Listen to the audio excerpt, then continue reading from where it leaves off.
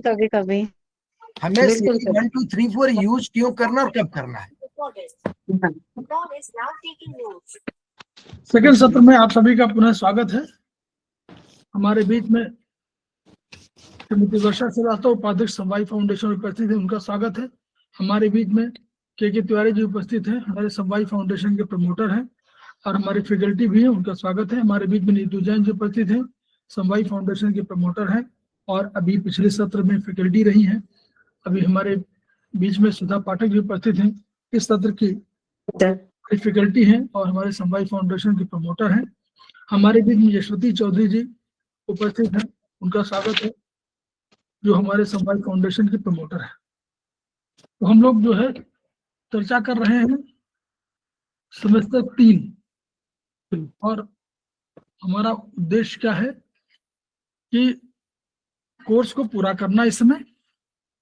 और कोर्स हमारा शायद सेमेस्टर 3 में स्टूडेंट ग्रुप में यशवती चौधरी जी हैं, तो हम लोग कोशिश कर रहे हैं कि 29 तारीख के पहले ही ये 22 तारीख 23 तारीख तक ये खत्म हो जाए। 22 तक शायद हम लोग कोशिश कर रहे हैं कि 22 तक खत्म हो जाए और फिर हमारे पास केवल सेमेस्टर 4 रह जाएगा, उस पर हम लोग आगे चर्चा करेंगे। कोशिश करेंगे कि आगे हम लोग जो क्लासेस चला रहे हैं कुछ चीजें अपनी आप होती रहें, मतलब स्पेशल क्लासेस के रूप में हम लोग उसको चलाते रहें ताकि जो है हम लोग का ज्ञान बढ़ता रहे। हाँ, रिलैक्सेशन के लिए जो लोग क्लास में हैं, जो लोग स्टूडेंट के रूप में हैं, उनको 5-7 दिन का एग्जाम के बाद तनाव मुक्त होने के लिए समय चाहिए। लेकिन जो लोग वैसे भी हैं उन सबको, और तिवारी जी से आप लोगों ने सीखा होगा कि ज्ञान धीरे धीरे जैसे आप डिस्कशन करते हैं तो आपको जो ज्ञान आपको बढ़ता है। और हम लोगों का उद्देश्य यही है कि केवल उतना तक सीमित न रहें जो हमको पढ़ाया जा रहा है, जो हम रीड बिटवीन द लाइंस समझ उसको भी हम लोगों को सीखना चाहिए और तभी तो हमारे रिसर्च होगी। चाइनीज में अधिक ध्यान मतलब कम दिया गया है, डॉक्टर वॉल पे कम ध्यान दिया गया है। हम बार बार कह रहे हैं कि डॉक्टर वॉल पे कम ध्यान दिया गया। चाइनीज के जो पॉइंट्स है उन पर अधिक हम लोग डिस्कशन कम करते हैं और उसको एज इट इज एक कोई ट्रीटमेंट पैटर्न बना दिया कि इसमें कर लीजिए। उनमें चेंजेस कैसे करने हैं या वो कौन सा पॉइंट बहुत महत्वपूर्ण है उन पर हम लोगों को चर्चा जरूर करनी चाहिए, सो दैट कि बहुत से पॉइंट अभी आएंगे कि आपको समझ में आएगा कि ये इसका यूज हम लोग इस बीमारी में क्यों करते हैं। वो आपको कुछ थोड़ा बहुत जो है आपको अगली किताबों में मिलेगा, जैसे ट्रीटाइज 16 में मिल सकता है, 8 में मिल सकता है और 9 में भी मिल सकता है। बीमारियों जब बीमारियों के बारे में अब करेंगे आगे चल के हम लोग, अब चूंकि हम लोग कोर्स सेमेस्टर 1 से लेकर 4 का कोर्स जरूर करते हैं, इसलिए हमारी सारी ऊर्जा इसी में खत्म हो जाती है। हम लोग आगे बीमारियों के बारे में बहुत अधिक चर्चा नहीं कर पाते हैं, लेकिन फिर भी हम लोग का प्रयास ये है कि अगर उतना भी जान लेंगे तो हम लोग आगे फिर पढ़ने का मादा हम लोग को मिलेगा। तो चलो हम लोग बात कर रहे हैं इसमें। पुनः सुधा जी का स्वागत है और हम लोग आज 2 मेरिडियन पर चर्चा करेंगे। दोनों बड़ी मेरिडियन हैं और उन पर हम लोग चर्चा करेंगे। एक है मेरिडियन हमारी ट्रिपल वार्मर है और एक है हमारी गवर्निंग वेसल है। तो हम लोग पहले किसको लेना चाहेंगे? सर ट्रिपल वार्मर ठीक से शुरू करते हैं सर। ठीक, चलिए ठीक है। तो सबसे पहले क्लास में अरविंद सर का अभिनंदन करते हुए सभी साथियों का मैं स्वागत करती हूँ। इससे पहले भी हम ईएवी के चैप्टर पर ही चर्चा कर रहे थे। हमारी दोस्त नीतू जैन ने बहुत अच्छे से समझाया, दो टॉपिक को लिया था, उसी को आगे बढ़ाते हुए, और क्योंकि लंबा चैप्टर है इसलिए और नहीं ये करते हुए डायरेक्ट मैं अपनी बुक पर ही आती हूँ। तो सबसे पहले क्लासिकल, बस सिर्फ 2 लाइन। क्लासिकल चाइनीज एक्यूप्रेशर में 14 मेरिडियन में टोटल 669 उपचार बिंदु हैं। उसमें से फिर उन्होंने क्या किया, डॉक्टर वॉल ने फिर से 374 पॉइंट को पुनः परिभाषित किया और उनका संबंध हमारे शरीर के अंदर के ऑर्गन अथवा टिश्यू के साथ किया। और इन्हीं के माध्यम से, ये इतने इम्पोर्टेंट पॉइंट्स हैं कि इन्हीं के माध्यम से मतलब बॉडी के बड़े से बड़े क्रॉनिक बीमारियों को भी सफलतापूर्वक बहुत ही अच्छे ढंग से उसका हम इलाज करते हैं। तो इसी ये क्रम को आगे बढ़ाते हुए हम ट्रिपल वार्मर, या इसको हम इंडोक्राइन मेरिडियन भी कहते हैं, इसी को अब हम ईएवी के एंगल से देखते हैं। यह इतना इम्पोर्टेंट मेरिडियन है कि ये इसी से हम समझ सकते हैं कि जहां डॉक्टर वॉल ने इसे एंडोक्राइन मेरिडियन कहा, वहीं पर डॉक्टर पार्क जेबो ने इसको स्पाइन कहा है।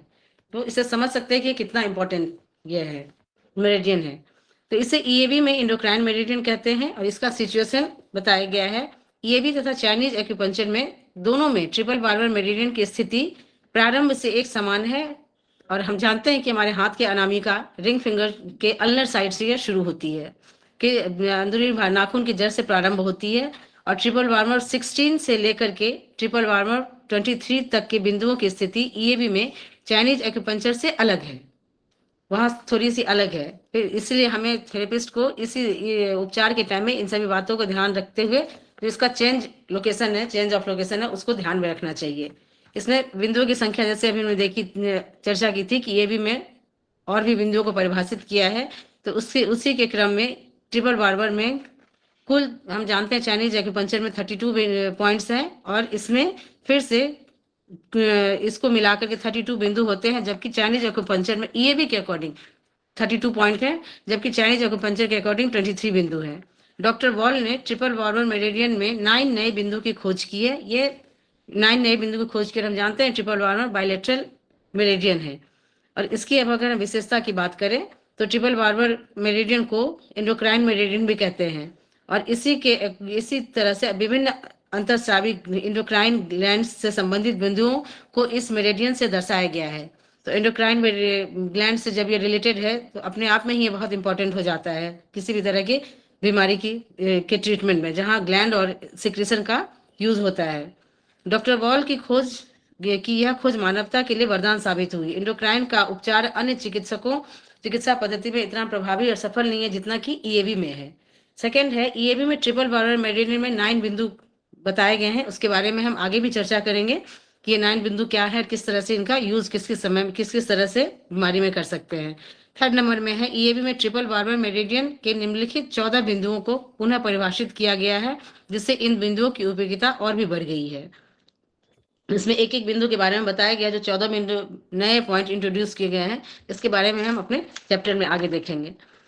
ईएबी में ट्रिपल बार्बर को प्रभावित करने वाला स्नायु प्लेक्सस होता है, नर्व का जो जाल होता है उसके बारे में बताया गया। सुप्रारेनियल प्लेक्सस K1B एड्रिनल ग्लैंड का स्नायु जाल, जिसको कि अभी हमारी दोस्त ये किडनी मेरिडियन में बता रही थी, उसी का फिर से एक बार यहाँ जिक्र है।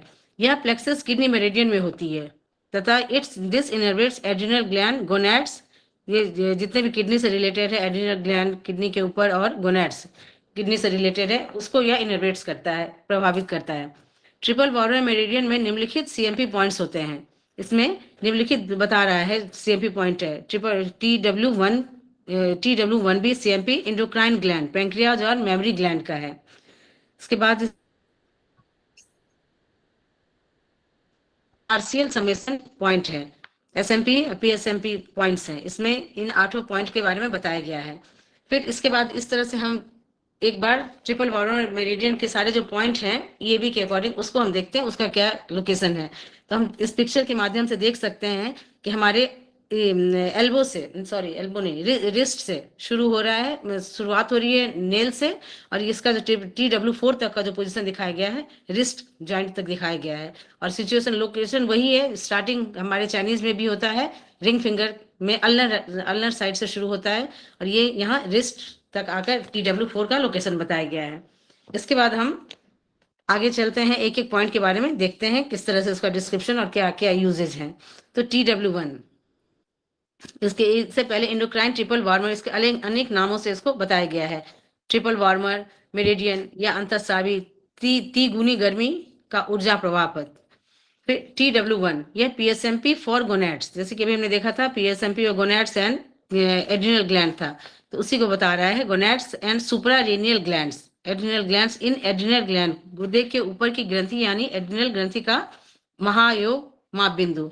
गोनैड्स में या menses, testicles in males and ovaries in women, सबके बारे में इसमें TW1 को अगर प्रॉब्लम आती है TW1 को लेते हैं।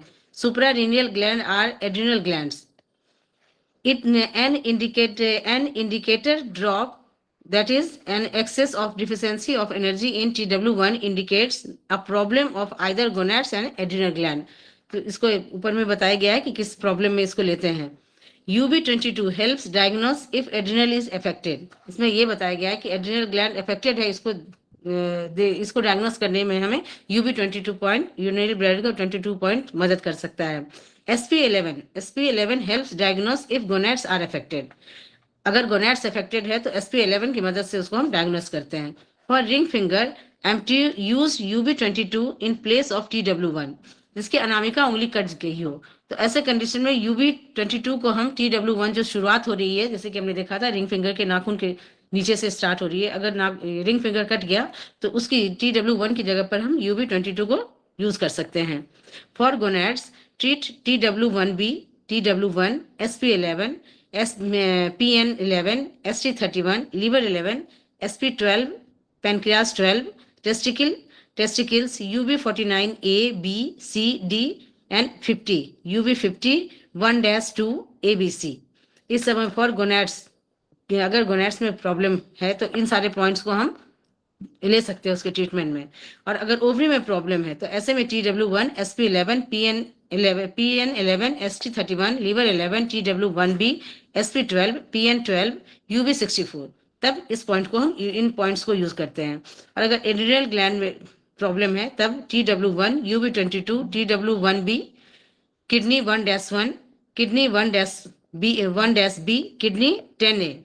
तो किडनी 1-1 लिम्फ फॉर एड्रिनल के लिए है, किडनी 1-B सुप्रारेनियल प्लेक्सस का है के लिए लेते हैं, और किडनी 10A इसको एड्रिनल मेडुला के लिए हम यूज करते हैं. फिर है DHE, dehydro epiandrosterone, DHEA is a steroid hormone produced by the adrenal gland. यह एड्रिनल ग्लैंड के द्वारा प्रोड्यूस किया हुआ एक स्टेरॉइड है. 50 उम्र से बड़ी लोगों में इस हार्मोन की कमी हो जाती है तथा हार्ट डिजीज होने का खतरा बढ़ जाता है. तो ऐसे कंडीशन में हमें उपचार देने में DHEA हार्मोन का स्राव बढ़कर बूढ़े लोगों की मांसपेशियां पुनः बनने लगती हैं. अगर मसल्स भी उनमें लॉस होने लगता है, मसल्स का भी डिजेनरेशन होता है, तभी ऐसे में TW1 पर ट्रीट करते हैं तो उनमें यह मसल्स का डैमेज रुक जाता है या रिपेयर होने लगता है और हृदय रोग का खतरा भी घट जाता है तथा रोगी को अच्छा लगता है. Treat TW1. फिर सेकेंड पॉइंट है, फिर अगला पॉइंट है TW1-1, limb vessels of endocrine and memory gland. Pituitary gland की ट्यूमर, ग्वाइटर, मेमोरी ग्लैंड की ट्यूमर, ओवरी की ट्यूमर आदि का उपचार करते समय इस बिंदु पर हम उपचार देना चाहिए. TW1A, PSMP for ganglia of neck और सर्वाइकल, गैंग्लिया ऑफ नेक और cervical part of sympathetic nerves. इसके साथ साथ हम यूज करते हैं UB10-A, B, C. TW16 गर्दन की तंत्रिका उपकेंद्र का उपचार का पार्शियल समेशन मेजरमेंट पॉइंट है. This is an autonomic innervation point. यह AI पॉइंट भी है. GB16 is also SMP for cervical part of sympathetic nerves. Treat GB16 in case of arm amputee. अगर हाथ भी कटा हो तो ऐसे में GB16 को भी हम यूज कर सकते हैं. TW1B, CMP endocrine system. It includes internal secretion of pancreas. Pancreas की जो इंटरनल सिक्रेशन है अगर बढ़ जाता है, मतलब उसमें वो अफेक्टेड हो जाता है तो इसमें हम यूज कर सकते हैं. Internal secretion of memory gland, यह ट्रिपल हार्मोन का नियंत्रक बिंदु है. कभी कभी इस बिंदु पर उपचार देकर शरीर के संपूर्ण अंतःस्रावी तंत्र संतुलित की जा सकती है. TW1B, CMP point. तो CMP पॉइंट लगभग हमने देखा है कि यह पित्त जॉइंट के ऊपर या स्लाइटली ऊपर या नीचे होता है. यह testing point, control and measurement point है. अगर नहीं भी कुछ करे तो अगर ट्रिपल वार्मर मेरिडियन में कोई प्रॉब्लम आती है तो इस पॉइंट को भी अगर हम ट्रीट करते हैं तो बहुत सारी प्रॉब्लम इस पॉइंट के अकेले इस पॉइंट से भी हम सॉल्व कर सकते हैं. TW1C, right. अगर राइट में इसको जैसे कि बाइलेटरल बताया था, राइट में यूज करते हैं तो राइट में यूज किस कंडीशन में करेंगे? MP for internal secretion of the head and body of pancreas. अग्नाशय के धर तथा सर का अंदरूनी स्राव. अग्नाशय का जो स्ट्रक्चर है उसमें अगर धर और सर के अंदरूनी स्राव का, उसमें जो सिक्रेशन होता है धर और सर के अंदरूनी स्राव का, वो अफेक्टेड है तो इसको हम लेंगे राइट में. फिर लेफ्ट में MP of internal secretion of tail of pancreas.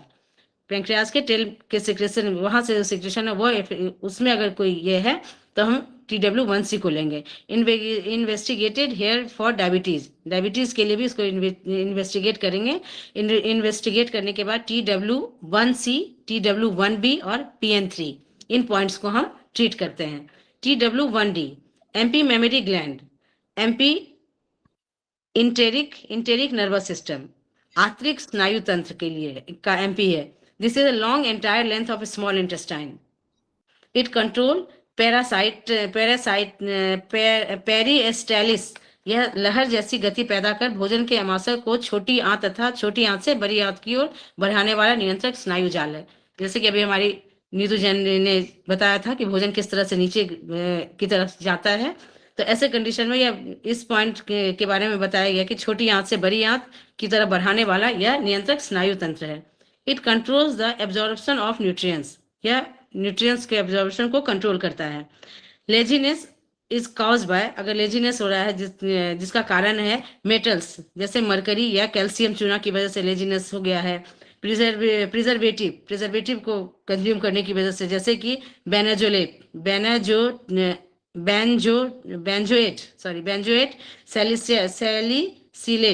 Salicylate या फ्लोराइड, क्लोराइड। जब शरीर में उपरोक्त धातुएं तथा परिरक्षक बढ़ जाते हैं तो ये परिभ्रमण कर स्तन तक स्थानांतरित होकर आ जाते हैं तथा स्तन में तनाव, भारीपन और गांठ आदि के रूप में परिलक्षित होते हैं। तो ऐसे कंडीशन में इस पॉइंट को हम ट्रीट कर सकते हैं। शरीर में आलस्य तथा स्तन के तनाव के उपचार का यह महत्वपूर्ण बिंदु है और इसके ट्रीटमेंट अगर ट्रीट करेंगे मेमोरी ग्लैंड के गांठ के लिए, तो इसमें हम बिंदुओं को लेते हैं TW3, TW1D, ST41A, TW1B, फिर TW2। इनको क्या करेंगे? गांठ हो गया तो इनको सीडेट करेंगे? सीडेट करेंगे। हाँ सर, गांठ हो गया है ना, गांठ का जहां तक अभी तक हमने देखा था स्टेग्नेशन कहीं हो गया तो उसको सीडेट कर देंगे सर। गांठ डिफिशियंसी की वजह से तो नहीं होगा, किसी चीज की रुकावट की वजह से, जैसे इसमें बता रहा है ना यहाँ कि किसी धातुओं का या बढ़ जाना, परिभ्रमण करके स्तन तक स्थानांतरित हो, जैसे मतलब टॉक्सिन्स आ जाते हैं, तो उस एरिया में तो लिम्फ का ज्यादा ये रहता है ना, लिम्फ, तो अगर हाँ शुरू नहीं, अगर मान लीजिए सॉफ्ट के तरह बढ़ रहा है तो आप केवल मेथी लगाइए, जब हार्ड थोड़ा होने लगे तब इसको सीडेट करिए। ठीक सर। और स्पेशली देखिए ये मेमोरी ग्लैंड का उसमें नहीं है, ट्रिटाइस्टीन में नहीं है, जहां पर वो मेमोरी ग्लैंड का कर रही है शायद वहां पर नहीं है, कि है वहां पर शायद ट्रीटमेंट ना हो, ओआर में नहीं है। अच्छा, ओआर की बात कर सर। हाँ। नहीं सर, जहां तक सर ने पूछा सेडेट करने का, तो अगर गांठ है तो कहीं स्टेग्नेशन है, एनर्जी रुक गई है तभी वो है ना, तो इसको हम सेडेट ही करेंगे सर। हाँ ना, मैं सेडेट करिए। जैसे सर ने कहा मेथी पहले लगाएंगे, उसके बाद फिर हम उसको सेडेट करेंगे। फिर TW2 PSMP for parathyroid, thyroid and thymus का, तो इसमें थायराइड के लिए किस तरह से यूज किया इसको देखते हैं। यह थायराइड के बारे में बताया गया। यह गर्दन के आगे तितली के आकार की ग्रंथि होती है जो बॉडी केमिस्ट्री को नियंत्रित करती है तथा शरीर के ग्रोथ, मैच्योरिटी को भी नियंत्रित करती है। तो यह थायराइड, पैराथायराइड, इस सब के बारे में हमें बताया गया है। तो अगर इन सभी ग्रंथियों में, इसको हम अपने से भी पढ़ सकते हैं, अगर इन सभी ग्रंथियों में अगर प्रॉब्लम होती है तो इसके लिए हम ट्रीटमेंट करेंगे। Treat to balance autonomic straining. Thymus gland में अगर कुछ एबनॉर्मलिटी है तो TW1B, TW2, ST11, उसके साथ साथ UB10A, 10A, 10B, 10B, 10C, ST12, carotid sinus, upper middle lower cervical ganglion. तो इस मतलब इसके लिए बता रहा है कि ऑटोनोमिक स्टीयरिंग, इसके लिए इन सभी में अगर प्रॉब्लम आती है, थाइमस ग्लैंड में अगर प्रॉब्लम आ रही है, हम डायग्नोस कर लिए, तो इस सारे पॉइंट को हम ट्रीट कर सकते हैं। थायराइड ग्लैंड में, थाइमस का हो गया, thyroid gland TW1B, TW2 and ST10, parathyroid gland TW1B, TW2 and ST9। फिर तीसरा है TW3। पॉइंट हो जो थायराइड ग्लैंड के पॉइंट्स हैं, क्योंकि हम लोग बोल रहे हैं कि पैरा थायराइड है, हाइपर या हाइपोथायराइड के केस में यूज करेंगे, करेक्ट सर? हाँ, अगर हाइपर होगा तो सीडेट करेंगे, हाइपो होगा तो टोन करेंगे। हाँ यस, ठीक है ठीक सर? ठीक सर। ठीक है sir.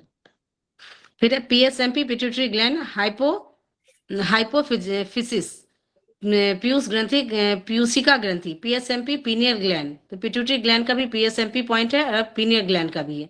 Anterior lobe of pituitary, इसके लिए अगर इसमें कोई प्रॉब्लम डायग्नोस हो रहा है तो TW3, SI15, TW16, GB21 and TW1B। Posterior lobe of मेथी लगाइए, मेथी लगाइए, यस सर, हाँ हाँ, ये मेथी लगाइए इसमें कोई, क्योंकि बहुत में हाँ सर। सर कुछ एनर्जी के कुछ पॉइंट बचिंग के लिए सेंसिटिव वो है ना पिट्यूटरी ग्लैंड। हाँ, तो इसमें मेथी लगाते हैं, ठीक है।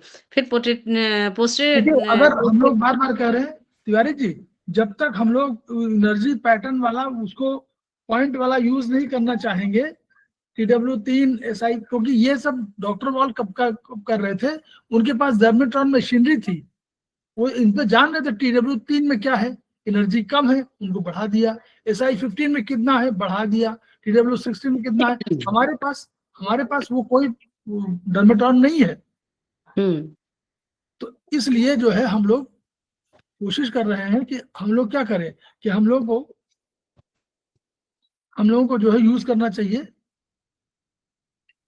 सर अगर प्रॉपर डायग्नोस हो रहा है कि अगर वहाँ एनर्जी कम है या ज्यादा है, तब तो फिर हम उसको टोन या सीडेट कर सकते हैं। हाँ बिल्कुल बिल्कुल, जब तक नहीं, अगर हमें डायग्नोस अगर पूरी तरह से, जैसे किसी टेस्ट से भी होता है ना डायग्नोस, टेस्ट ही हर एक चीज के लिए करते हैं बीमारी के बारे में। हाँ टेस्ट है तो कोई बात ही नहीं। वही, हाँ, अगर टेस्ट का रिपोर्ट है उससे अगर हम समझ जाते हैं फिर तो हम तो ट्रीट कर हाँ, सकते हैं सीडेट या टोन। बिल्कुल और नहीं तो हम उसको मेथी को अगर मतलब इसके सेफ साइड है। देखिए हार्मोन है ना, कहीं अधिक हो गया तो भी प्रॉब्लम करेगा जी। फिर इसके बाद इसमें और फिर सर नीचे आगे चलूं सर। सर के बाहर हाँ, उलझ जाने में स्तन, हाँ थोड़ा लंबा है। स्तन में दूध की कमी होने पर, शरीर की ग्रोथ कम होने पर, लो सेक्सुअल फंक्शन होने पर, त्वचा का रंग रूखा होने से एंटीरियर पिट्यूटरी अच्छा हाँ ठीक, हाँ चलिए उपचार देना चाहिए। पीनियर ग्लैंड की प्रॉब्लम डायग्नोस अगर हो रही है तो TW3, UB49A, UB8 and TW1B, इस पर हम मेथी दाना लगा सकते हैं, या अगर डायग्नोस हो चुका है उसके अकॉर्डिंग इस पर हम ट्रीटमेंट देंगे। ग्रोथ हार्मोन की कमी होकर शरीर का विकास अगर रुक जाए तो इस बिंदु पर हमें उपचार TW3 पर हमें उपचार देना चाहिए। फिर TW4, MP for distal portion of wrist, कलाई का दूरस्थ भाग। तो हमने देखा था इसका पोजीशन भी कलाई रिस्ट ज्वाइंट पर ही है। इसके बाद है TW1, TW14 MP शोल्डर का है, क्लेविकुलर जॉइंट का है, कॉलर बोन जॉइंट का माप बिंदु है यह TW14। TW15 SMP for joint of upper extremities, या बाहों तथा हाथों के जोड़ का समेशन मेजरमेंट पॉइंट है। तो अगर इस पोर्शन में कोई प्रॉब्लम आती है तो इसके लिए हम TW15 को यूज कर सकते हैं। TW16 MP anterior lobe of pituitary gland, इसके लिए anterior lobe of pituitary gland में अगर प्रॉब्लम आती है तो TW16 के साथ साथ हम TW3, SI15, GB21 and TW1B को भी हम लेंगे। TW1B जैसे कि CMP पॉइंट हमने देखा था, तो इसके लिए हम इस पॉइंट को भी यहाँ लेते हैं। फिर है TW16A MP deep cervical lymph node, गर्दन की गहरी लसिका ग्रंथियों का माप बिंदु है। यह पूरे सर की लिम्फ के स्राव का नियंत्रण करता है। अतः कान के मध्य, आंखों में साइनस, जबड़े, दांत, सर, गर्दन आदि का उपचार करते समय सबसे पहले TW16A पर उपचार देकर सर की लसिका या लिम्फ स्राव को ठीक करना जरूरी है। बाद में सर के विवार अंग का उपचार करने से अच्छा इफेक्ट आता है। फिर TW16-A, यह MP फॉर फेशियल नर्व के बारे में, फेशियल नर्व 7, चेहरे के क्रेनियल नर्व्स नंबर 7 का माप बिंदु है। Treat all facial nerve problem here, सभी फेशियल नर्व के प्रॉब्लम के लिए ट्रीट कर सकते हैं। फेशियल नर्व पैरासिस, फेस में अगर पैरासिस हो जाए फेशियल नर्व पैरालिसिस, ये बताया गया है फेशियल नर्व में अगर पैरालिसिस होता है तो पैरालिसिस कहलाता है, उसके बारे में बताया गया है। ऐसे कंडीशन में हम 16A TW16A-1 को ले सकते हैं। यहाँ पर हमें फिर TW15 से लेकर TW20 तक के पॉइंट का लोकेशन दिखाया गया है। फिर है TW16A2 MP मैस्ट्रॉइड सेल्स, कर्णमूल कोशिकाओं में अगर कोई प्रॉब्लम आ रही है तो इसके लिए TW-A2 को हम लेते हैं। फिर TW-17, यह है middle ear of air filled cavity which communicate anterior with the pharyngeal through the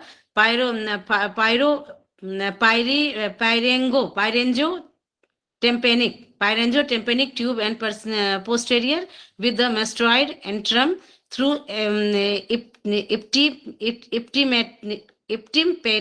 tympanic recess. SMP middle ear के कान के मध्य भाग तथा कान के पर्दे तथा का सम्मेशन मेजरमेंट पॉइंट है। TW-17, यह भाग स्टीशियन ट्यूब से जुड़ा रहता है, कान के पोर्शन का बता रहा है, तथा स्टीशियन ट्यूब गले के ट्यूब टॉन्सिल से जुड़ी रहती है, ट्यूबल टॉन्सिल से जुड़ी होती है।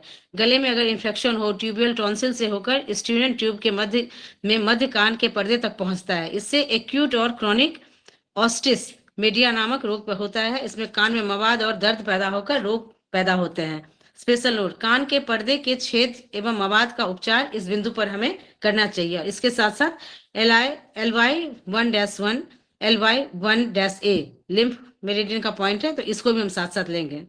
बहुत अधिक, जब कभी बहुत अधिक आपको इन्फेक्शन हो रहा हो गले का और कान में भी आपको समझ में आ रहा हो, तो कान और गले के संबंध में जो स्टीशियन ट्यूब होती है, यहाँ से गले से और कान के बीच में एक पैसेज है, तो उस पैसेज को हमेशा इन्फेक्शन से बचाने के लिए, कभी अगर आपको छेद मवाद हो गया, यानी मवाद माने इन्फेक्शन, और छेद हो गया कान के पर्दे में, छेद में कोई अधिक एनर्जी गई तो छेद हो सकता है, तो उसकी वजह से 3 पॉइंट हैं आपको TW-17 आप करिए, LY1-1 LY1-A, तो इनको LY को दोनों को सेडेट करना पड़ेगा आपको। TW-17 में भी आपको चूंकि मवाद है इन्फेक्शन, इसलिए 17 को भी आपको सेडेट करना पड़ेगा जी। फिर TW-17A MP फॉर लैब्रिंथ, अंतःकरण अथवा कान के अंदर के भाग का माप बिंदु है। इसमें अगर प्रॉब्लम आती है तो TW-17A को हम लेते हैं। TW-17B MP cochlea, organ of hearing, कान के ईयर का जो पार्ट है उसके अंदर अगर कोई प्रॉब्लम साउंड वेव्स में परिवर्तित होकर कॉक्लियर नर्व्स के माध्यम से सेरेब्रम के टेम्पोरल लोब तक जाती है। साउंड के फंक्शन के बारे में बता रहा है। कॉक्लियर नर्व क्षतिग्रस्त हो जाने पर नर्व डिफिनेस हो सकता है, तो ऐसे कंडीशन में हम TW-17B को हम ट्रीट कर सकते हैं। TW-18 SMP इनर ईयर, अगर सुनाई कम पड़ता हो तो आपको 17A 17B दोनों आप ले लीजिए, जो ये भी दो, और किडनी का हम लोग उपचार वहां कर रहे हैं वो करें, लेकिन हम लोग यहाँ पर 17A 17B TW को हम लोग यूज कर सकते हैं। चलो तो सर ऐसे कंडीशन में इसको हम डिफिशियंसी की वजह से सुनाई नहीं देगा, तो हाँ, तो टोन करेंगे 17A 17B और देखिए 18B SMP इनर ईयर और पेट्रस बोन का।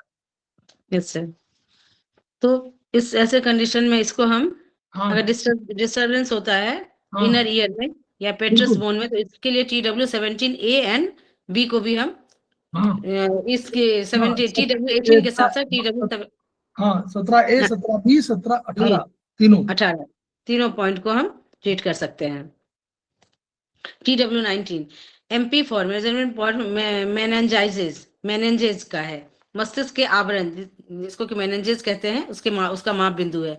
तो इसके लिए हम नर्व्स के भी एंडी मेरिडियन के भी पॉइंट्स को लेंगे। इसमें है ट्रीट ND1C MP पॉइंट है meninges surrounding by the brain and spinal cord.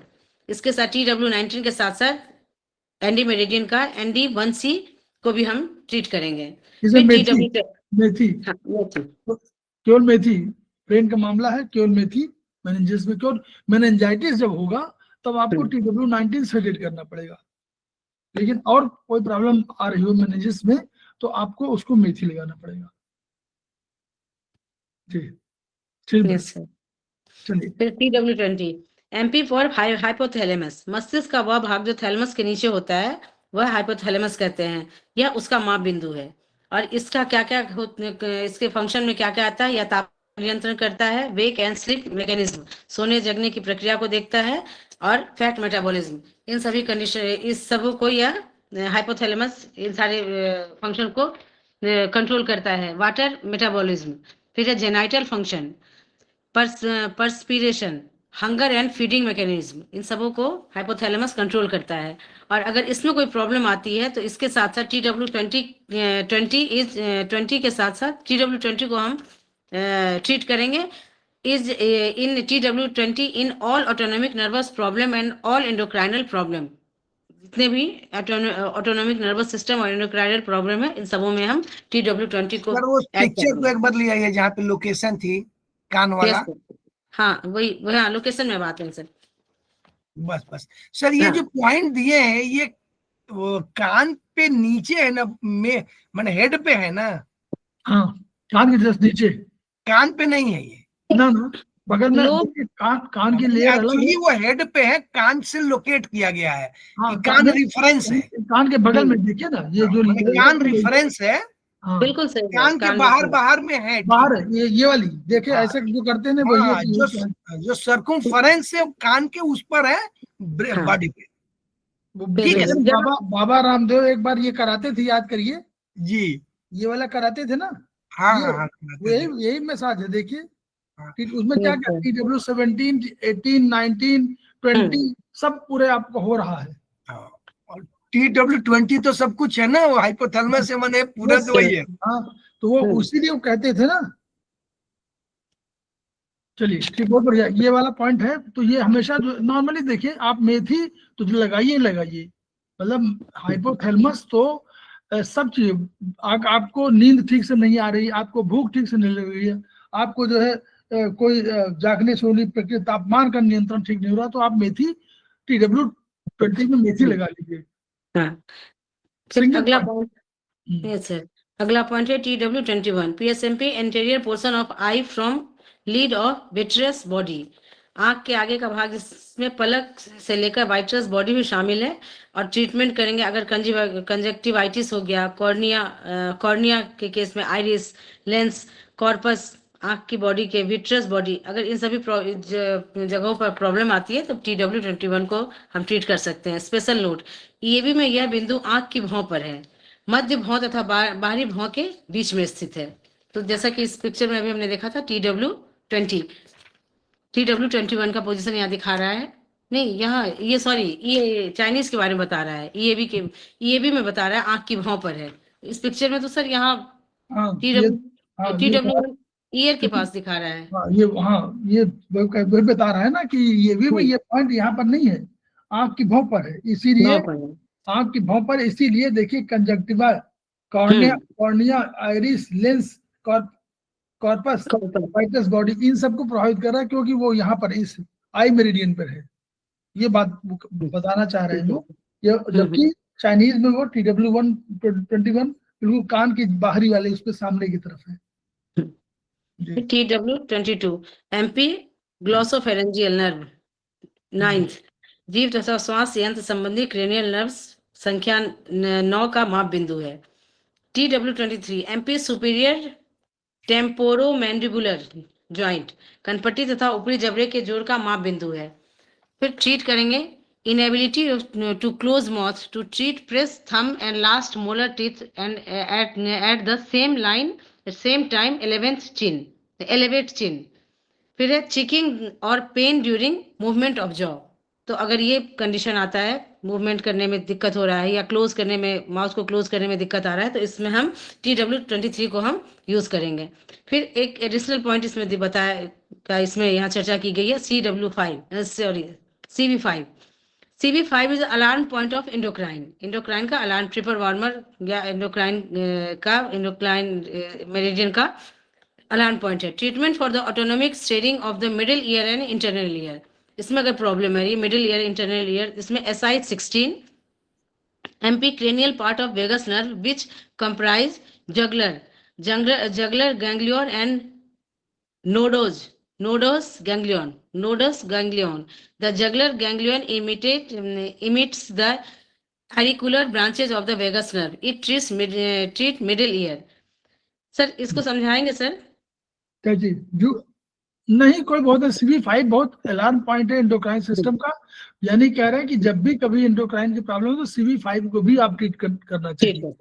Normally ये मेथी लगा लीजिए, CV5 अलार्म पॉइंट है ना एंडोक्राइन उसका, ट्रिपल वार्मर का। तो ट्रिपल वार्मर दो फंक्शन करते हैं, इन्होंने फ्रंट शू पॉइंट है उसका।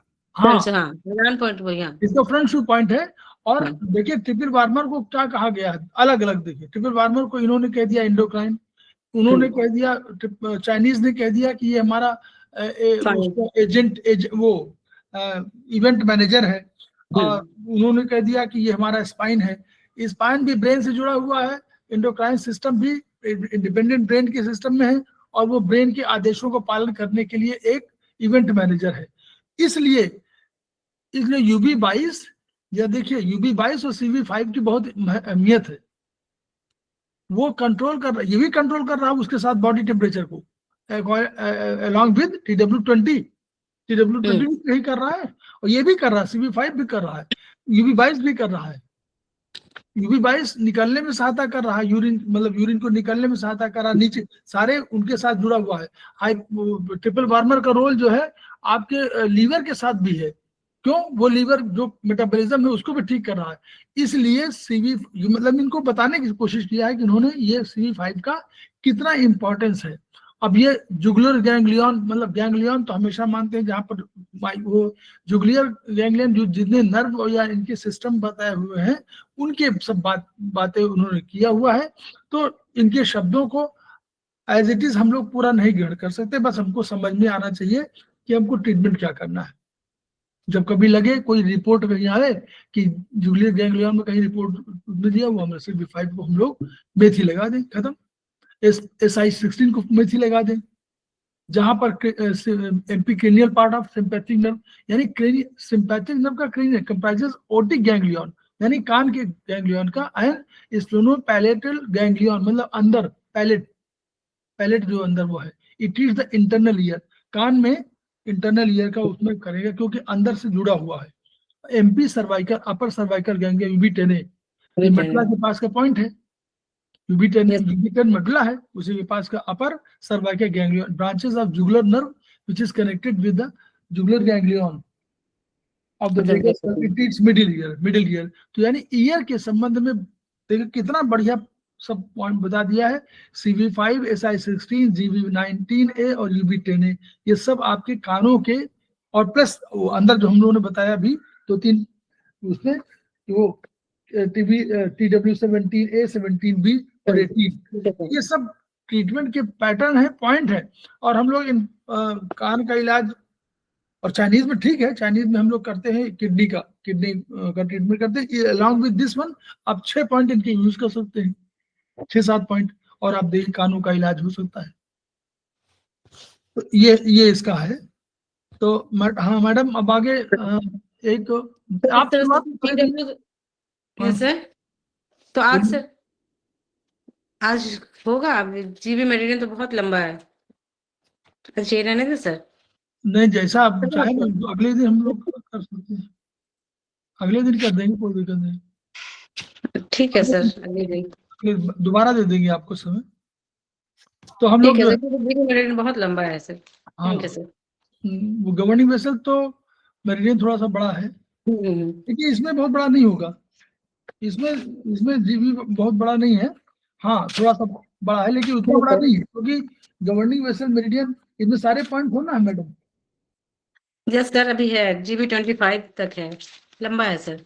GB13 से GB13 से शुरू भी तो हुआ है सर। हाफ एन आवर तो जरूर लग जाएगा, कभी कराना है सर? वो ये नहीं कह रहे हैं, ना अच्छा, हमने कहा कि ये पॉइंट नहीं है, आपको 1 घंटे से कम में भी अगली बार हो जाएगा, लेकिन हम लोग समय देंगे।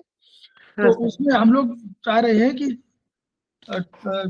यशवती चौधरी मैडम, आप बहुत कम कर पाती हैं, समस्याएं आपके साथ हैं, और आप दो हमारे वो हैं स्टूडेंट हैं, दूसरी भी नहीं ज्वाइन कर पा रही हैं, उनका पता नहीं क्या कारण है।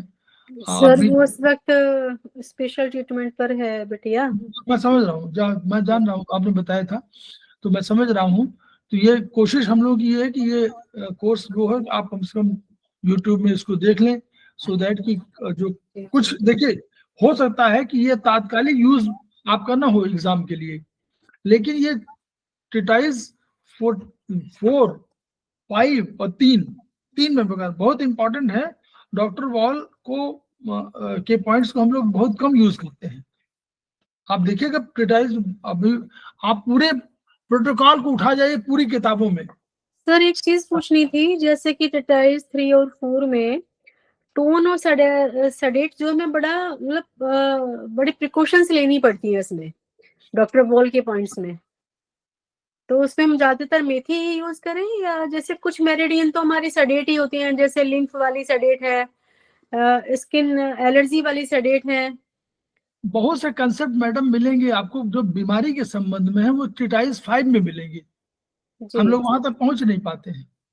हाँ सर, ये वो मैंने जी परचेज तो कर ली है टेटाइज 5। हाँ वही देखिए, अभी आपको जब से आप शुरू में देखिए ना, ट्रीटाइज 1 में टोन सीडेट का उल्लेख नहीं है। जी ट्रीटाइज 7 में आपको एनर्जी पैटर्न बताने की कोशिश की गई है कि यहाँ जी ये बीमारी है, यहाँ डिफिशियंसी, यहाँ वो है, तो डिफिशियंसी के हिसाब से आप टोन कर लीजिए, याद करिए। वहां पर डायग्नोसिस पार्ट में जो 9 चैप्टर है, वहां बहुत काफी कुछ क्लैरिटी है, सब बता चल रहे हैं। ट्रीटाइज 16 में आएंगे, वहां टोन सीडेशन का पूरा उल्लेख है, नॉर्मली पूरा उल्लेख है हर जगह। उसी तरह आगे के आप आएंगे, ट्रीटाइज 20 में आएंगे, 21 में आएंगे, उनमें भी आप 20 में आएंगे तो आपको पूरा मिलेगा। 19 में आएंगे तो वहां टोन सीडेट मिलेगा। कंसेप्ट जैसे जैसे सर आपका टेटाइज 19 किसके लिए है? 19 तमाम बीमारियों के संबंध में है और 20 गायनी के में है। 20 गायनी और 19 जो है कई बीमारियों के संबंध में, जैसे उसमें आपका यह है कि पेन मैनेजमेंट है ना शायद, पेन मैनेजमेंट है ना शायद। पेन नहीं, पेन के लिए तो 22 है शायद, एग्जैक्टली केवल 22 है पेन। इसमें भी, इसमें कई चैप्टर हैं। जैसे आप कहता है कि कानों में अचानक टेनाइटिस हो जा रहा है, तो उसके लिए भी पूरा कि लीवर है, किडनी है, दोनों जिम्मेदार है। तो ये इस तरह के बहुत से चैप्टर है उसमें। सर कानों के लिए लीवर भी जिम्मेदार है, किडनी का तो पता है, लीवर और किडनी दोनों ही उसके लिए रिस्पॉन्सिबल है कानों के लिए, टेनाइटिस के लिए। देखिए जब एनर्जी पैटर्न आप देखेंगे ना, तो किडनी का बेटी है जी लीवर, है ना, बोलिए, किडनी की बेटी है लीवर। तो भाई अगर मदर बीमार है तो वो नहीं बीमार होगी। बस यहाँ हम लोगों को बिल्कुल उसी तरह सोचना जैसे हम लोग घर परिवार सोचते हैं। एक ऑर्गन, पांचों ऑर्गन, एक ऑर्गन 4 से जुड़ा हुआ है किसी न किसी रूप में, है पूरे 5 ऑर्गन में। देखिए एक ऑर्गन इंडिपेंडेंट है ही नहीं, वो किसी का पिता है और किसी का जो है सन है, और किसी को कंट्रोल कर रहा है और किसी से कंट्रोल्ड है। 4 ही तो रिलेशन है। जी लीवर कंट्रोल किसको करता है? लीवर कंट्रोल करेगा, बोलिए, बाबा है तो कंट्रोल करेगा स्प्लीन को, और कंट्रोल होगा लंग से। और मदर है जो हार्ट की, और डॉटर है किडनी की। 4 मतलब कोई अलग नहीं हुआ ना। और ये चीज हम लोग साइंस में पढ़ते हैं। साइंस में अभी पढ़ेंगे, जब हम लोग उसमें पढ़ते हैं तो उसमें कहते हैं कि किडनी में ये चीज बनती है, लंग्स में वो डेवलप होती है, और वहां से बनकर तब बोन मैरो कहाँ बनाती है। तो ये कौन सा रिलेशनशिप है? वो पहले से बता रहे थे कि भाई किडनी और लंग्स जो है, लंग्स और किडनी क्या रिलेशनशिप है? लंग्स की बेटी है किडनी, है ना, लंग्स की बेटी है किडनी। तो अगर लंग्स परेशान है तो किडनी परेशान नहीं होगी। तो वही बता, दोनों मिल करके कोई चीज काम कर रहे हैं। ऐसे बहुत से मतलब रिलेशनशिप को जब आप रिसर्च में कभी जाएंगे तो आप बहुत बड़ा पॉइंट पे, इसीलिए आप जब आगे धीरे धीरे जितना किताब पढ़ते जाएंगे आपको ज्ञान बढ़ते जाएगा कि भाई क्यों ये हो रहा है। वो कह रहे हैं कि अगर ये वाला जिम्मेदार है किडनी, तो वो लीवर को प्रभावित करे। किडनी, हम लोग बताते नहीं कि किडनी यांग से कौन कौन लेता है एनर्जी, सब लेते हैं सिवाय लीवर के, और किडनी इन से सब लेते हैं सिवाय स्प्लीन के। स्प्लीन नहीं लेती, लेकिन और सब लेते हैं। तो अब सब प्रभावित है कि नहीं प्रभावित है।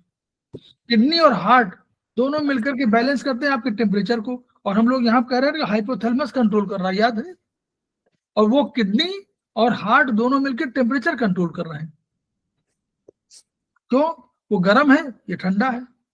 गर्मी में भी ठंडक है। इन में यांग है, यांग में इन है, हम लोग मानते हैं ना। सर अभी आपने बताया है किडनी इन से सभी ऑर्गन्स एनर्जी लेते हैं स्प्लीन को छोड़कर, स्प्लीन को छोड़कर, हाँ जी, और किडनी यांग से लीवर को छोड़कर बाकी सभी ऑर्गन से लेते हैं। यांग किडनी यांग से सब किडनी लेते हैं। यांग हाँ, से लीवर नहीं नहीं लेता, बाकी सभी ऑर्गन से लेते हैं। हाँ, उसी तरह जैसे हम लोग कहते हैं इन में यांग है, यांग में इन है, कहते हैं ना जी, तो वैसे ही गर्मी में ठंडक होगी कि नहीं होगी, जी, और ठंडक में गर्मी होगी कि नहीं होगी। हम्म, तो हार्ट में गर्मी है, लेकिन उसको ठंडक भी चाहिए। अगर उसमें कोल्डनेस नहीं है तो भी फंक्शन ठीक नहीं कर पाएगा। और अगर किडनी में गर्माहट नहीं है, किडनी गर्म नहीं है, गर्मी नहीं उसके अंदर, गर्मी एलिमेंट, तो गर्मी नहीं है, तो वो ठंडक होने के बावजूद परेशान हो जाएगी। ये धीरे धीरे पढ़ें, जब पढ़ेंगे आपको समझ में आने लगेगा। अब अगर किडनी यांग से सब ले रहे हैं, तो किडनी और हार्ट आप पढ़िएगा। किडनी हार्ट कहाँ, ऊपर है हार्ट, और नीचे किडनी, ऊपर हार्ट, तो दोनों एक एक्सिस में है। ये रिलेशनशिप है गर्माहट के लिए तय करने का। लंग्स ऊपर है और किडनी नीचे है, दोनों का रिलेशनशिप ये है कि एक जो है एक्सहेल का पावर रखती है और एक इनहेल का पावर रखती है कंट्रोल करने का। एक कंट्रोल करती, किडनी कंट्रोल करती इनहेलेशन, और वो एक्सहेलेशन का करती है। यस सर, किडनी एक्सहेल करता है, नहीं सॉरी, इनहेल करता है। तो यानी दोनों मिलकर के आपके चक्र पूरा कर रहे हैं। ये रिलेशनशिप हुआ कि नहीं हुआ, कितना बड़ा रिलेशनशिप है। अब अगर आप किडनी परेशान है तो स्प्लीन यांग जो है तुरंत प्रभावित होगी। आप पढ़िए, किडनी यांग जहां कमजोर हुई, स्प्लीन यांग कमजोर हो गई। अगर स्प्लीन यांग कमजोर हो गई तो भी किडनी यांग भी कमजोर, क्योंकि सारे यांग परेशान हो गए। किडनी यांग अगर कमजोर हो गई तो फंक्शनलिटी खत्म हो गई उसकी। और फंक्शनल कौन सा है, फंक्शन क्या है उसका, है फंक्शन उसका है ऊर्जा को यहां से बाहर भिजवाना, ऊपर लंग्स में भिजवाना, हार्ट में भिजवाना। हार्ट लंग्स की भूमिका देखिए, बगल में बगल है, दोनों की ऊर्जा कहां से लेते हैं, स्प्लीन से। लेकिन ऊर्जा लेने के बाद दोनों क्या करते हैं, वो बनाता है, दोनों मिल करके रक्त बनाते हैं, दोनों मिलकर ऊर्जा बनाते हैं। तो ये सब करके और फिर छतराते हैं उसको पूरा, उसमें सब काम करते हैं। बहुत लीवर अगर कमजोर हो गया तो मॉडर्न साइंस में डिटॉक्सिफिकेशन नहीं होता है। और यहाँ क्या है, किडनी जो है अगर लीवर को शक्ति न दे तो लीवर अगली शक्ति ट्रांसफर नहीं कर पाएगा, और वो कमजोर पड़ जाएगा। और कमजोर पड़ेगा या वो क्या कहते हैं, जैसे लोग इधर उधर भागने लगते हैं, वो वाला हो जाएगा, तो भी वो खतरनाक है। ऊर्जा बढ़ी तो खतरनाक, घटी तो खतरनाक, है ना। तो बहुत अच्छा देखिए, जब आप पढ़ेंगे तो आपको पूरा वो वाला चार्ट जरूर याद रखिए। उस चार्ट को देखते जाइए और बोलते जाइए। यशवती मैडम, सर कौन सा चार्ट? अरे वही जो 5 एलिमेंट चार्ट। अच्छा, ठीक है। उस चार्ट को आंखों में बसाइए, बस जहां आंखों में बसा हुआ तो आपको बहुत से गुणधर्म दिखाई पड़ने लगेंगे। जैसे जो बहुत दार्शनिक होते थे उनको सब दिखाई पड़ते थे, सारे एलिमेंट। वो कहते थे कि हमको सब दिखाई दे रहा है, ब्रह्मांड दिखाई दे रहा है। जो साइंटिस्ट होता था वो कहता था हमको सब, वो कौन पीरियोडिक टेबल दिखाई दे रही है। वो कहता था अरे ये जिंक उधर आ रहा है, वो उधर कैडमियम आ रहा है, वो बोलते थे, क्योंकि उनको दिखाई पड़ रहा है। हमको भी दिखाई पड़ना चाहिए हमारा 5 एलिमेंट चार्ट।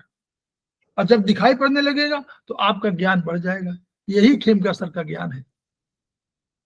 खेमका सर को सब चीज दिखाई पड़ रही है, इसलिए वो तुरंत बोल देते हैं कि अरे अगर ये कमजोर है, आप पढ़िएगा ट्रीटाइज 16 में, ये कमजोर है तो ये जरूर कमजोर हो जाएगी।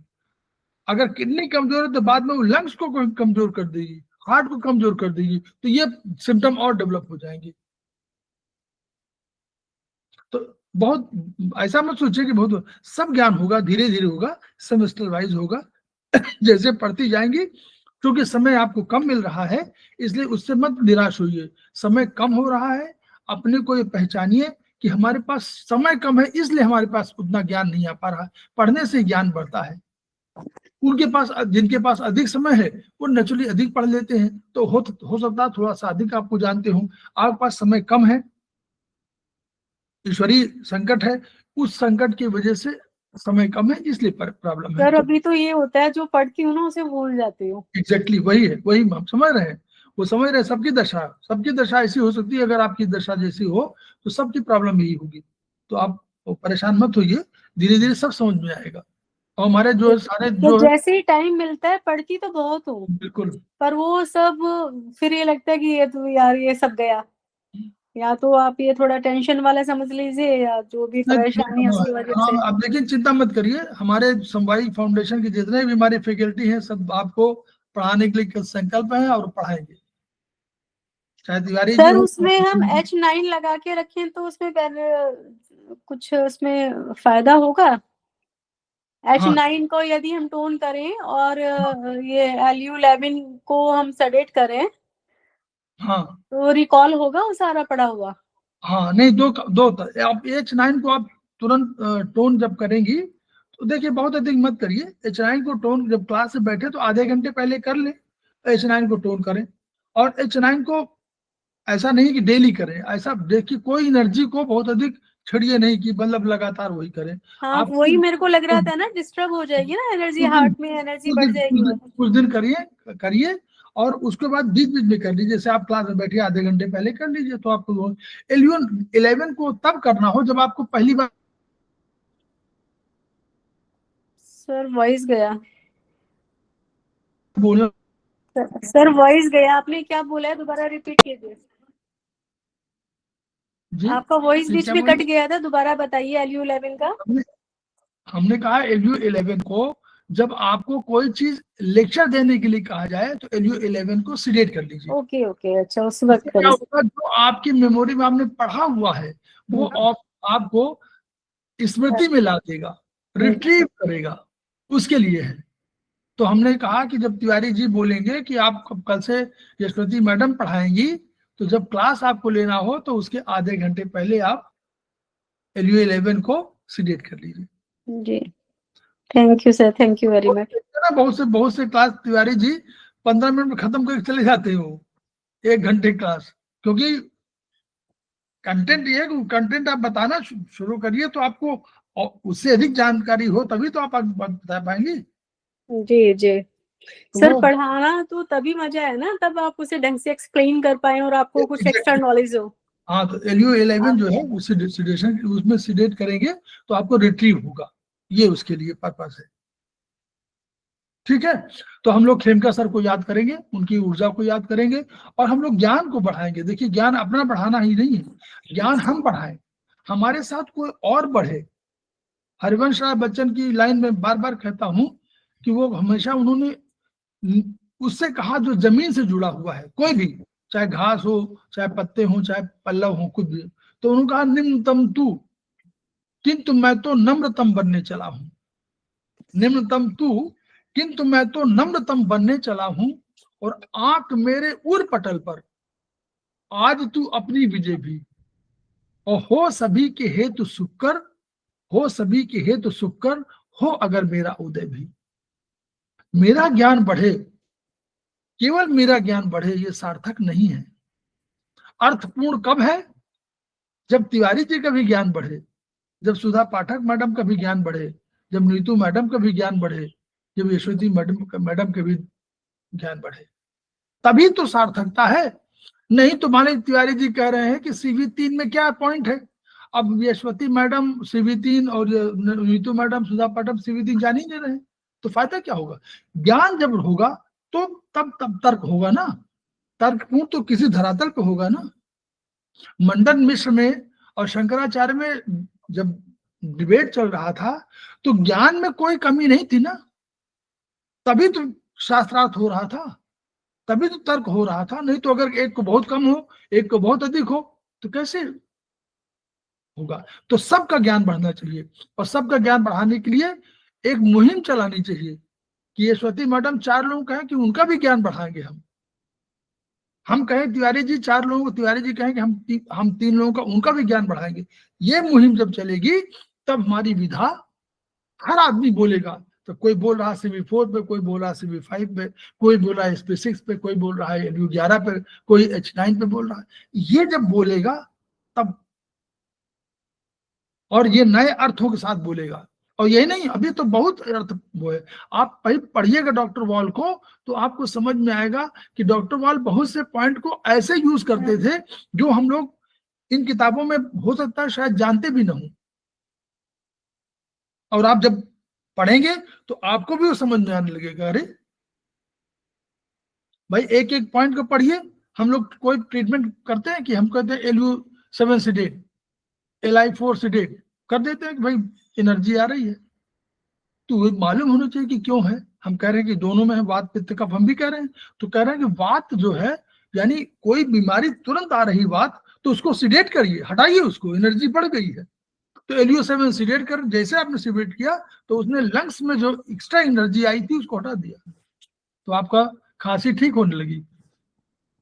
सर LU7 तो बेसिकली मतलब खांसी इसमें भी दिया जाता है, लेकिन मेन जो नेक की जो मसल्स है सर्वाइकल, उसमें भी दिया जाता है ना, उसमें भी सेडेशन ही होता है। नहीं, हम बता रहे हैं कि मतलब साहब, तो एक पॉइंट का बहुत यूज है, 50 यूज है जी जी जी।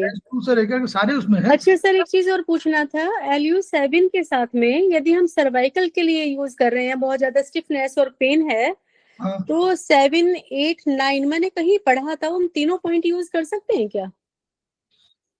8 अगर आप यूज करेंगे तो सर्कुलेशन बढ़ाएगा। हाँ जी, वही मैंने पढ़ा था कि यदि नेक में प्रॉब्लम है तो आप 7, 8 और 9 तीनों को सेडेट कर दीजिए। क्या ये सही है? हो सकता है कि मुझे कुछ गलत याद हो, तो आप ये क्लियर कीजिए। 8 नॉर्मली टोनिफिकेशन, मतलब उसमें यूज होता है कि सर्कुलेशन के लिए, वो अपर एक्सट्रीमिटीज का सर्कुलेशन पॉइंट है। तो फिर वो टोन होगा, फिर तो टोन होगा वो। नॉर्मली टोन होने से भाई सर्कुलेशन कहीं घटा हुआ है, रुका हुआ है, तो बढ़ा दीजिए उसको। 3-4 पॉइंट, 4 पॉइंट है। LU7 इधर, LU7, 8 यहाँ के 2 पॉइंट है। LU7, 8 वेनस और उसके लिए LU7, 8 दोनों टोनिफिकेशन यूज होते हैं, और उधर लीवर 7 और ST32 यूज होते हैं वो पैरों के लिए। तो आप चारों पॉइंट को अगर टोनिफाई कर देंगे तो क्या होगा, वो सर्कुलेट अधिक करने लगेंगे, पूरा energy. LU7, LU8, LU7, LU8 और उधर आपका लीवर 7 और ST32। ST32 और लीवर कौन सा बताया है? लीवर 7। लीवर 7। तो इन्हें चारों को टोन कर दें? चारों को टोन कर दीजिए तो क्या होगा, सर्कुलेशन बढ़ जाएगा। ओके, मतलब कहीं भी बॉडी में यदि कहीं कोई स्टैग्नेशन है, कहीं सर्कुलेशन की कमी है, तो वो कंप्लीट हो जाएगा, ठीक हो जाएगा। हाँ, अब डॉक्टर वॉल और इनको सब जोड़िएगा, EAV और वो क्या बोलते हैं, एक्स्ट्रा ऑर्डिनरी वेसल, इन सबको जोड़ दीजिएगा। बहुत से प्रोटोकॉल आपको खुद ही तैयार हो जाएंगे, बहुत से प्रोटोकॉल तैयार हो जाएंगे। इतना बढ़िया प्रोटोकॉल है, आप उसको यूज करिए। सिंपल थ्योरी आप लगाइएगा तो ही प्रोटोकॉल एक हो जाएगा, यही विशेषता है। तो हम लोग खेमका सर के सपनों को याद करेंगे, उनको बढ़ाने की कोशिश करेंगे। Each one, reach one, each one, treat one, each one, teach one, इन्हीं शब्दों के साथ हम लोग कल फिर मिलते हैं। और thank you sir, thank you very much. Thank you sir, प्रणाम sir, thank you Sudha, thank you so much. Sudha madam को है, सुधा मैडम ने बढ़िया कर दिया, और सुधा मैडम को एक क्लास और मिल गया। Thank you ma'am, thank you Sudha ma'am, thank you Neetu ma'am. आज थैंक उनको यू मैम, आपने ध्यान से सुना हमें, बहुत थैंक यू। एक क्लास कोशिश तो करती हूँ, नहीं मैम, बीच बीच में ना मेरा मिस हो जाता है, पर वो मेरी कुछ प्रॉब्लम्स है, पर कोशिश करती हूँ जब भी मौका मिले मैं सुन लूँ।